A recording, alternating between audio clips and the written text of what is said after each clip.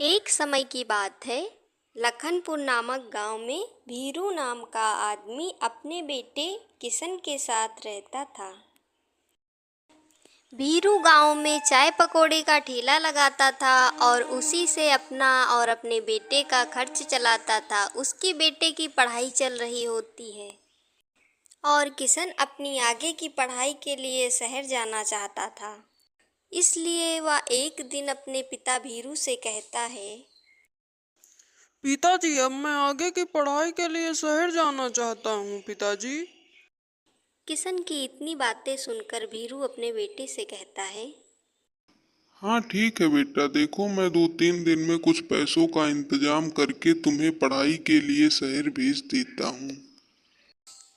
उसके अगले दिन ही भीरू गांव के कुछ लोगों से पैसे उधार लेकर अपने बेटे को शहर के लिए भेज देता है। भीरू प्रत्येक महीने अपने बेटे की आगे की पढ़ाई के लिए उसे पैसे भेज दिया करता था और इस तरह से कई साल बीत जाते हैं। इतने सालों बाद किशन भी अब बड़ा हो गया था। वह पढ़ाई के तुरंत बाद किसी कंपनी में नौकरी करने लगा था।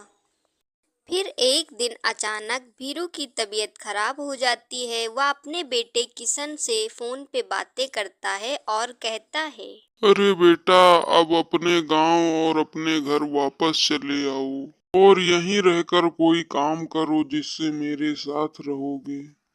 इतना सुनकर किशन अपने पिताजी से कहता है, नहीं पिताजी, मैं गांव नहीं आऊंगा। मैं यहीं रहकर अपना नौकरी करूंगा और यहीं रहूंगा। और इस तरह किशन गांव जाने से साफ इनकार कर देता है और फोन काट देता है। भीरू यह सब सुनकर निराश हो जाता है और वह और भी बीमार हो जाता है।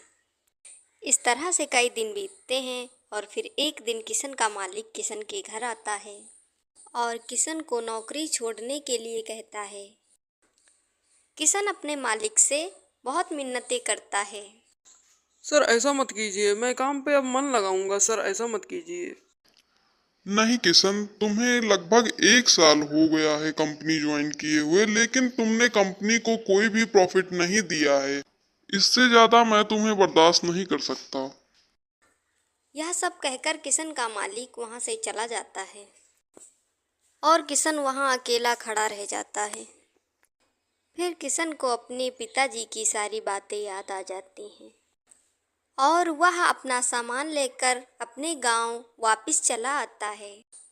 किशन जब घर पहुंचता है तो भीरू लेटा हुआ होता है। तभी किशन कहता है, पिताजी उठिए, देखिए मैं आ गया। उठिए पिताजी। तभी भीरू अपने बेटे किशन की आवाज़ सुनकर उठकर बैठ जाता है और अपने बेटे किशन को देखकर भीरू बहुत खुश हो जाता है।